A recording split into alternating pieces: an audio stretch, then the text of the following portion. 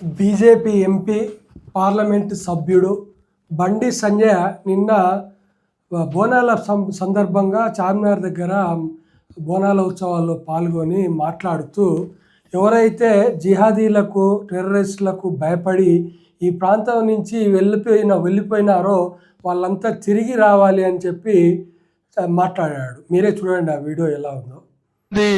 Vote bank కోసం ప్రయత్నం చేస్తూ ఉంటారు. వాళ్ళ మళ్ళీ చెప్తున్న పాత బస్తీ నుంచి ఎవరైతే ఇక్కడ టెర్రరిస్ట్ బాంబులకు భయపడి, ఇక్కడ జిహాదీ ఉగ్రవాదు యొక్క ఆగడాలు అరాచకాలకు భయపడి ఇక్కడ నుంచి వెళ్ళి ఇతర ప్రాంతాల్లో ఉంటున్నారో మళ్ళీ నేను వీడియో చూశారు కదా. ఆయన చెప్తున్నది ఏంటంటే ఇక్కడ ప్రాంతం వాళ్ళు టెర్రరిస్టులకు జిహాదీలకు భయపడి వెళ్ళిపోయారు, అంటే ఒక విధంగా పారిపోయారని చెప్తున్నాడు.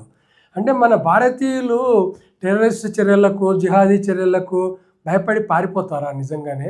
అట్లయితే మరి మన పహల్గామలో పేరు అడిగి 26 మందిని కాల్చి చంపారు కదా. ఏ భారతీయుడైనా మరి దేశం విడిచి వెళ్ళిపోయాడా? మహారాష్ట్రలో ఎన్నోసార్లు బాంబులు పేల్చారు, ఎంతోమందిని పొట్టన పెట్టుకున్నారు టెర్రరిస్టులు.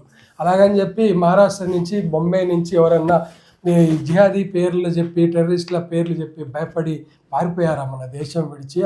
లేక ఆ రాష్ట్రం విడిచి ఇంకో రాష్ట్రానికి ఎక్కడికైనా వెళ్ళిపోయారా? ఇంతెందుకు మన రాష్ట్రంలో హైదరాబాద్లో గోకుల్ చాట్లో లుంబిని పార్కులో బాంబులు వేసి చాలామందిని పొట్టన పెట్టుకున్నారు టెర్రరిస్టులు. అప్పుడు ఎవరైనా హైదరాబాదీలో మేము ఇక్కడ బతకలేమని చెప్పి వెళ్ళిపోయారా? మరి ఓల్డ్ సిటీలో బ్రతికే వాళ్ళు మటుకు ఎందుకు వెళ్ళిపోతారు? ఇది ఇలా మాట్లాడడం, ఒక సెంట్రల్ మినిస్టర్ అయి ఉండి ఇలా మాట్లాడడం కరెక్టే?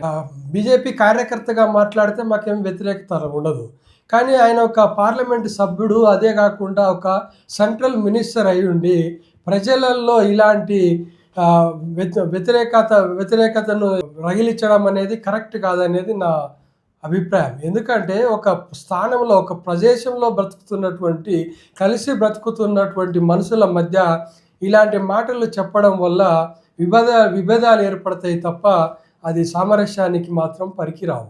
అది ఒక సెంట్రల్ మినిస్టర్ అయ్యండి అలా మాట్లాడడం కరెక్ట్ కాదేమో అని నాకు అనిపించింది.